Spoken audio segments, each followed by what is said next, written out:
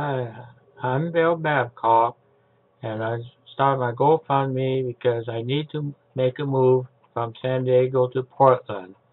The mobile home I live in San Diego required to be painted by August the 5th, and since I could not afford it because I only live on Social Security fixed income, so I have no choice but sell to park like eight and only get maybe a few $1,000s out of it, just enough to maybe to try to get a better car when in Portland and the cost of moving. So that's about it.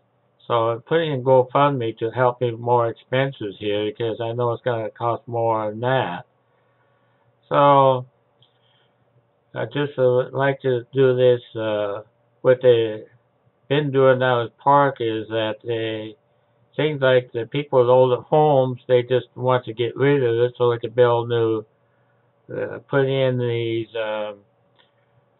more like fancy homes in there now, and they can make it more luxury out of it for senior parks. So that's what they've been going the last few years.